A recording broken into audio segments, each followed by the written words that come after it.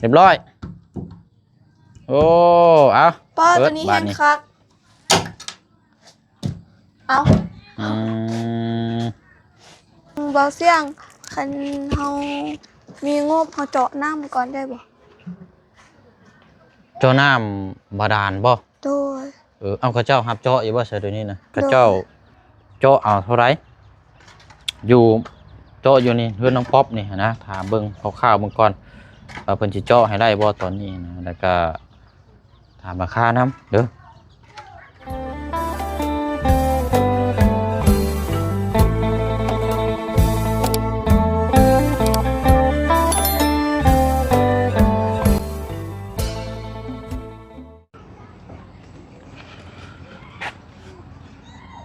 โอ้เป็นจังไดอันนี้เนาะคือเก่าบ่เนาะโอ้ยเนาะหักคนหักกันแล้วตาทั้งแม่กะแฝงข้างอยู่โคตรดีๆอันนี้เนาะเฮ็ดในใดซะอันนี้เนาะทรายนี่จะเป็นทรายโบกโรยตรงเลยตัวนี้เป็นทรายเรียบแบบกิ๊บเลยตัวนี้เนาะกะจ่ายเรียบร้อยแล้วพี่น้องเอ้ยเดี๋ยวจังเบิ่งรายการนำกันที่ผู้เชี่ยวได้แจ้งอยู่เขตทางน้องพลักนั่นแหละแต่ว่ามานี่เจออุปสรรคคือเก่าไม่ก่อนเอา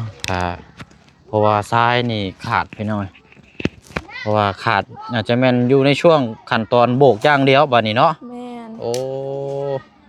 ถือว่า2-3 มื้อนี้นะนี่เนาะสร้างเพิ่นก็คันว่าแต่ว่าทั้งสร้างเขานี่เพิ่นเมื่อสมบ่เนาะเมื่อแล้วเมื่อโดนเติบแล้ว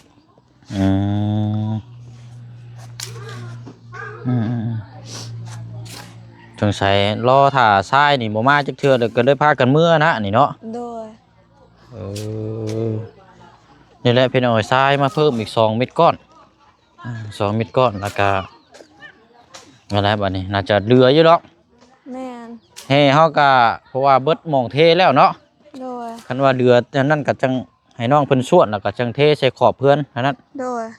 แถวใส่ขอบหม่องที่ว่าเขาเจ้าเทพื้นใต้ถุนนั่นแหละพี่น้อยเนาะโดยเป็นที่ใดเนาะหลังจากเฮือนซานลานซองเรียบร้อยดีเนาะน้องเนาะแม่บ่ได้อันว่าเป็นหันเป็นนี่เนาะโดย เลิกล่ากันเมื่อแต่เฮิงแล้วบ่นี่นะแม่นเมื่อแต่เฮิงแล้วเพราะว่าผู้เชี่ยงก็เข้ามาแต่มื้อเช้านี่ก็ออกไปพูดเลยพี่น้องแล้วก็คือตามพี่น้องเบิ่งในคลิปอะไรพี่น้องเนาะเป็นอยู่ทาบ่เสียงบ่กินเพื่อทางทีมงานก็เลยพากันกินก่อนเพราะว่าบัดสิเข้ามาแล้วมันอยู่ในช่วงเวลาก้ำกึ่งแล้วก็ได้ยิงเข้าไปเฮือนพลักแล้วก็เป็นยิงเข้าบ้านสะทึมพี่น้องสลับไปสลับมาก็ได้กลับเข้ามารอบนี้ก็พอดีว่าแหละเพราะว่าไปสร้างทรายน้ำอีกแน่นะมันทรายกับเบิดแหละพี่น้องเล่นไปเล่นไปเล่นมาอยู่นะพี่น้องเนาะเอาอะไรเด้อพี่น้องเด้อเนาะกับทักทายสบายดีและสวัสดีพ่อแม่พี่น้องน้ำกันเบิดสุคนพี่น้องเนาะกะมาตามหน้าเวียกงานคือเก่าแต่ว่ามากะพระเจ้ามาส่งแล้วพี่น้องทรายโดยค่าอยู่หม่องใดก็เนาะค่าบอลขึ้นเลยเห็นว่าบอลเขาเจ้าเทหม่องทรายน้อยนึงกี่นี่หันบ่แม่นบอลหั่นก่อนแล้วบอลนี่หั่นทากันน้อยเดียวแต่ว่าเฮาแบบคนแต่บอลหั่นก่อนแล้วเพิ่นก็ไปอีกแล้วบัดนี้ราคาบอลนี่แต่ว่าบอลนี่ยังเหลือน้อยเดียวก็ถือว่าดีแต่ว่าซอยกันคือเก่าเนาะแม่ซอยกันส่วนยู่เนาะด้วยพี่น้องถือว่าทุกรอบเลยนะกันเชื่อว่าก็ก็ถือว่าน่าจะนั่นแหละบัดนี้เนาะเบิดแล้วบัดนี้พี่น้องจบแล้วเพราะว่ามีแต่พากันเคลียร์ทำความสะอาดบัดนี้เนาะด้วยนี่แหละ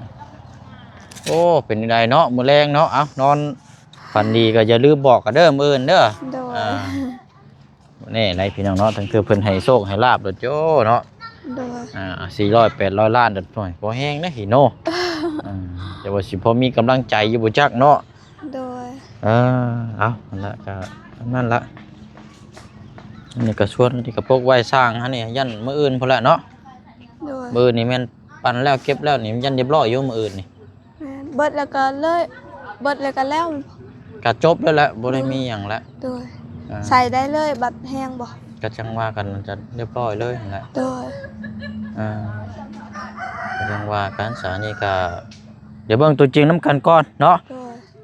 พอดีเลยสาอันไปเดี๋ยวไปเบิ่งห้องน้ำตัวจริงนํกันอีกเดี๋ยวอ้ายสิปรึกษาอีกเทื่อนึงเนาะ โดย ว่ากันนั่นแหละพี่น้อยไปเพราะว่าทรายเฮานี่ก็ยังอยู่แล้วก็ปูนเนาะปูนนี่ก็บ่ยากแล้วพี่น้อย ปูนหันยังหลายอยู่ เพราะว่าเพิ่นต้องโบกข้างนอกข้างในนี่มันก็สิบ่แน่อาจจะพอดีเด้อก็เป็นไปได้ แม่น โอ้ติดตั้งประตูเรียบร้อยแล้วนี่เนาะ โดย โอ้ใช้หูจับมันอยู่ใช้ซะเนาะ โหจับมันอยู่ทางไหนนี่ เอาข้างนอกบ่ได้ใช้บ่ โดย อืม งามแห้ง โอ้นี่บัดแล้วจังเอาน้ำมาฉีดล้างคัด ตัวนี้บ่ ฉีดน้ำทางรถล้างให้มันแห้งแล้วจังคันว่า ใส่ มีสีก็จังเอาสีมาทา โดย ใช้ลองปิดเบิ่งอยู่โอ้ปิดข้างในอย่างเดียวเนาะ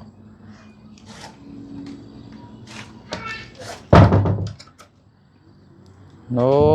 ตโทเจ็บคักปานยัง แม่น อืม ป้างามแห้งบ่เสียง ได้บ่ ได้ เอาลองเบิ่งตัวนี้อีก ป้างามเนาะ บ่เสียงคือว่างามแท้ แต่ว่าต้องมีตัวจับข้างนอกอีกเนาะ2ตัวตามหลักมัน ทางนอกก็ต้องจับบ่ จับดึงออกมาสิเด้ อ๋อ แต่บ่ตูนเราซื้อมา2อันเนาะ โดย เอาลองเบิ่งมันจังมีสีสันแน่นะเรียบร้อยโอ้เอา ป้า เปิ ตั ด วนี้ บา แห้ ด ง นี้ คัก เอา อืม คือว่าแถมใหม่ตัวนี้ก็แห้ง มันแห้งเนาะ แม่นแล้วก็แบบมันสิบ่เหี่ยวแล้วแบบ ตัวนี้หันก็งาม กับตัวหันมีแต่ตัวงามหมดเลย คือกับคืนเทือนหันก็คือกันโตอยู่เทิงเทือน เอาเอามีแต่ว่า ก็ลายก็งาม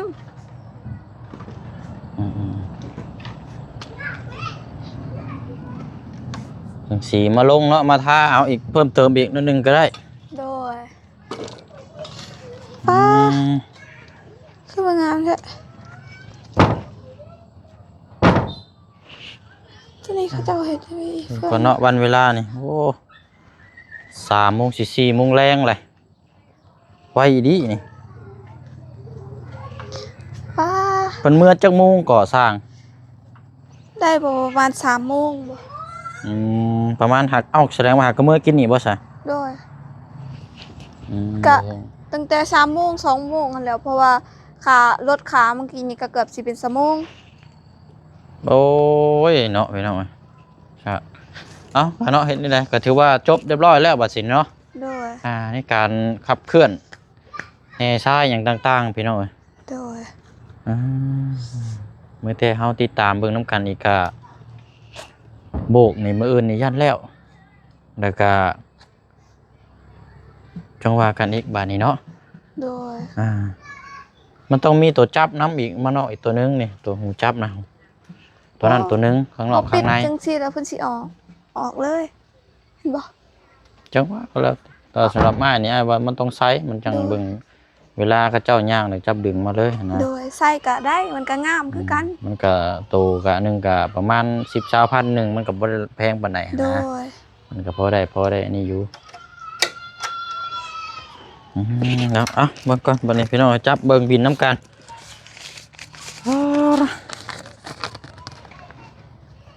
โอเคเอากะแล้วพี่น้อยกะเดี๋ยวเสียงสิแจ้งยอดสมทบของน้ำน้องป๊อปว่ามันเดือเท่าไหร่เนาะเพราะว่าเฮาสั่งทรายมานี่2 เม็ดก้อนทรายตัวนี้มันสิแพงกว่าก้อนหน้าอีกเพราะว่ามันเป็นทรายโบกจังหวะจังหูดีเนาะ โดย เพราะว่าน้องป๊อปเราเคยขายนะพี่น้องขายให้ทรายเกี่ยวกับหั่นที่อันนั้นแหละที่เฮาเคยไปเบิ่งน้ำกันนั่นแหละคันสิว่ากัน โดย ตอนบ่เชื่อไปถ่ายคลิปนั่นแหละแล้วก็ทรายหยาบกับทรายนั้นมันราคามันจะแตกต่างแต่ว่าราคาตัวนี้มันสิแพงกว่ากระเจ้านี่เลยคันสิว่าก็เกรด A นะ2 เม็ดก้อนเบิดไป 800,000กีบเบิดไป800,000กีบพอดีกับยอดที่ว่าอ้ายเพิ่นฝากมาก่อนพุ่นนั่นแหละพี่น้อยเสียงก็จ่ายมาล่าสุดนี่ก็แม่นดินบล็อกเนาะดินบล็อกก็ไม่18แล้วก็จ่ายออกไปแล้วพี่น้องก็ยังฮักบัดนี้มันลบเหลืออยู่1ล้านกีบโดยบัดนี้ก็มาจ่ายตัวนี้บาทนี่โดยจ่ายซ้ายนี่800,000เหลืออยู่200,000กีบโดยเหลืออยู่200,000กีบบัดนี้ก็ยอดตัวที่อ้ายเพิ่นฝากมาที่ว่ามาสมทบเพิ่มอีกอันตัวที่9ล้านนั่นก็บ่เชียงยังบ่ทันได้ใช้จ่ายเลยนะพี่น้อยเนาะโดยพอดีเหลืออยู่9ล้านกับ200,000กีบเด้อน้องเด้อโดย9ล้านกับ200,000กีบวันนี้ลบออกให้ทางค่าสร้างนี่5ล้านเนาะโดยมัน9ล้าน200,000ลบ5ล้านเหลืออยู่4ล้านกับ200,000กีบหน่อยเนาะโดยอันนี้ก็จังว่ากันบาดนี้เนาะรอให้จบขั้นตอนนี้ไปแล้วก็แม่นล่างคัดไปต่อเนาะโดยแต่ว่าถ้าจะยกตัวอย่างถ้าว่าติดกระเบื้องเนาะติดกระเบื้องหรือว่าตากระโลนี่ก็คือว่าอะไรพี่น้องมันก็ต้องมีเพิ่มอีกเพราะว่ามันก็บ่ได้น้อยได้นี่แม่นถ้าว่าจะติดนะพี่น้องหรือว่ากระเบื้องนะถ้าว่าบ่ติดก็มีแต่ว่าเงินจำนวนที่เดือน4,200,000กีบนี่ก็เบิ่งตัวจริงนำกันอีกเทื่อนึงบาดนี้เนาะหลังจากจบตัวนี้ไปนั่นแหละพี่น้องถ้าว่ามีการต่อเติมอีกต่อไปก็เดี๋ยวจังมาแจ้งนำกันอีกรอบนึงเนาะโดยมีแต่ว่าบ่เชียงก็เงินจำนวนนี้จะเก็บไว้ก่อนเด้อโดยบ่เสียงคันเฮามีงบเฮาเจาะน้ำก่อนได้บ่เจ้าน้ำบาดาลบ่โดยเอาเขาเจ้ารับเจาะอยู่บ่ซะเดี๋ยวนี้นะโดยก็ยังบ่ฮู้แต่ว่าเฮาถามเบิ่งเพิ่นเอาเท่าไรซะเนาะเจ้าน้ำบาดาลก็ได้ประมาณหรือว่า6ล้าน7ล้านประมาณนี้ไม่ก็บ่ฮู้คือกันและตัวนี้นี่ต้องถามเบิ่งตัวจริงนำกันอีกเทื่อนึงเพราะว่าเจ้าน้ำนี่มันยากในลำบากแน่บางพื้นที่นี่คือย้อนไปเกือบครึ่งปีแล้วบ่จักพี่น้องเห็นกับเจ้าไปเจาะอยู่บ้านน้องหัว20ล้านน้ำบาดาลนี่ซื่อนะ20ล้านกีบเขาเจาะได้ใหญ่เด้ไหลใหญ่แต่ว่าตัวนี้นี่ไหลไปพอใช้ธรรมดาไปคือของนาบ่าวเจ้านี้เนาะแม่นก็สิ6ล้านปลายโดยสิประมาณเกือบ500ตอนหัน6ล้านแต่ว่า6ล้าน6ล้าน5แต่ว่าเดี๋ยวนี้หันเฮาบ่ฮู้คือกันแบบเฮาต้องถามตัวจริงอีกเทื่ออันส่วนหลายเขาเจ้ารับเจ้าน้ำอยู่เขตได้ซะน้องตัวนี้ก็ค่อยบ่ฮู้คือกันแต่นาบ่าวเพิ่นสิฮู้เพราะว่า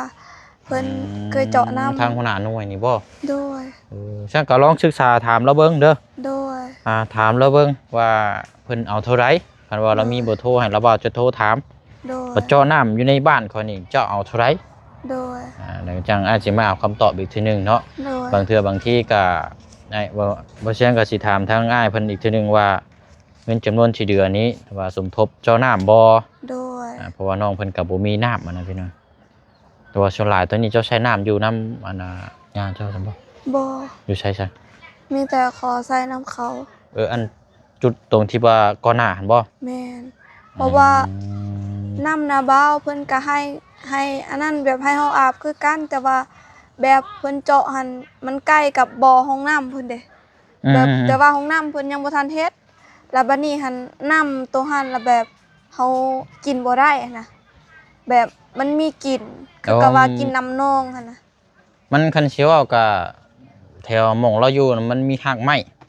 แม่นหากไม้หลายแล้วมันเน่ากินแบบว่าหากไม้มันเน่าแหละมันมิน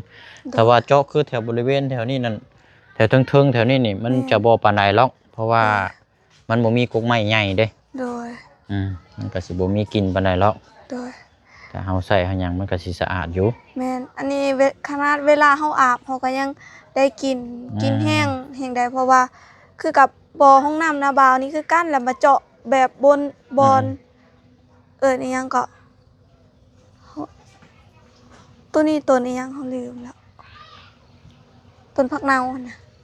ผักคะ ผักขา ผักคะ แล้วห้องน้ำอยู่นี่ล่ะเต็มเพราะว่าน้ำพันสิลงมาบอนบ่อแบบ เนาะ นี้เด้ มันมาเก็บมันไหลมาแต่ถึงมาพี่เด้ แม่น มันลงมานี้ ก็เลยเฮ็ดให้น้ำแบบมันได้กินคือว่าน้ำบูดบ่มัน น้ำกินน้ำเสียหั่นแหล้ว แม่ เชื่อว่ากับมันบ่โอ้ยมันหนึ่งมานี่ถ้าสิเจาะน้ำมันต้องหาสถานที่แบบโซนโตเลยค่ะมันจังบ่มีกลิ่นมันจังสะอาดสะอาด โดย แต่อยู่ในพุ่มลายกับบดีหักไม้ลายมันก็มีเน่าแล้วก็อยู่แบบ โดย ที่หมองตามลายมันก็เพราะว่าน้ำมันรวมๆแล้วมันก็สิบ่สะอาดเนาะ โดย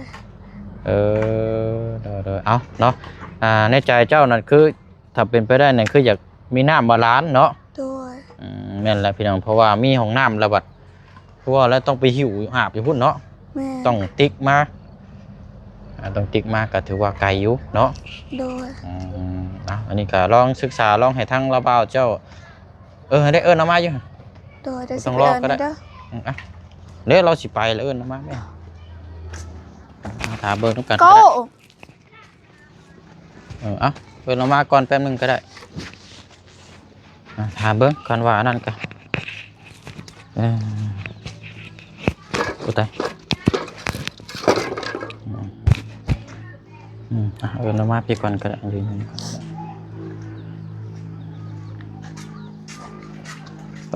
เนาะสบายดีคุณอาโดยเอาเป็นยังไงเนาะสิไปใช้นะ ไปบวชแล้ว ไปกวด ไปโบสถ์ ไปโบสถ์นึกว่าไปกวดนะ ตกใจเอากะพอดีอยากถามเพิ่มเติมเรื่องเจาะน้ำสายเจาะนี่น้ำบาดาลเจาะนะเจาะให้ไผมาเจาะเตอหึงนะบ่อยู่ไสนะ ก็อยู่คนมาแต่สิบอนแล้วเจ้า มีบ่เปิดโทรเพิ่น มีอยู่ ดีแล้วสันลองศึกษาลองโทรเบิ่งเยอะฮะคันว่านั่นเขาเจ้าเจาะเอาเท่าไรอยู่เจาะอยู่นี่เพื่อนน้องป๊อปนี่นะถามเบิ่งคร่าวๆเบิ่งก่อนเพิ่นสิเจาะให้ได้บ่ตอนนี้นะแล้วก็ถามราคานํเด้อ แต่ตอนเขาเจาะนี่ก็6 ล้าน5หรือว่า6 ล้านทั่วถึงเลย บ่ได้รวมไหลบ่ บ่ทางใดเลย ทั้งไหลทั้งหยังเลย ของเขาหมด กันเชื่อว่าก็ครบเซตได้หน่อยเนาะ ครบชุดเลยนะ พร้อมใส่งานเนาะ แม่นเลย ก็ธรรมดาสายพี่น้องมีไหลหลุดมีไหลโฟมขึ้นเนาะ ของเขาหมดมีแต่เขาเจาะแล้วเขาให้ใช้เลย กันเชื่อว่าก็ขึ้นอยู่กับของเขาเจ้าเบิดเลย แม่นเลย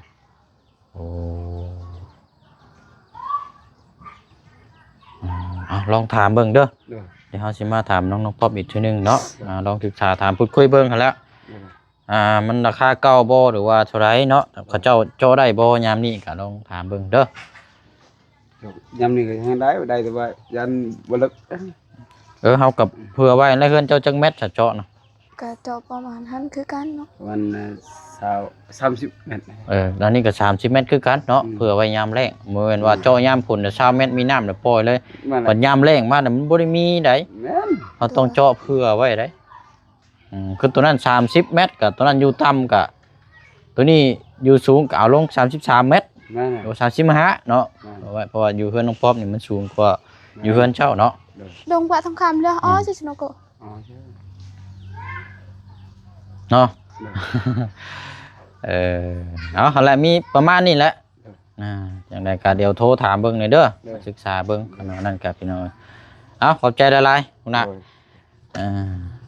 ละพี่น้องแล้วก็โอ้กระเป๋าใหญ่แท้ไปใช้น่ะ ก็เพิ่นสิมื้อจังได๋ก็ไปส่งเพิ่นฮะไปเอาน่าเป็นไม่โดน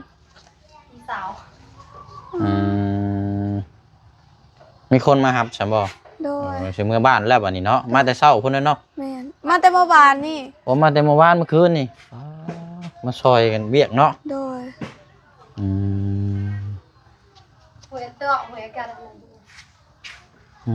เจ้าชิมมาส่งเราฉันบอก ก็ว่าสิไปส่งแต่เพิ่นบอกว่าเพิ่นสิไปรับ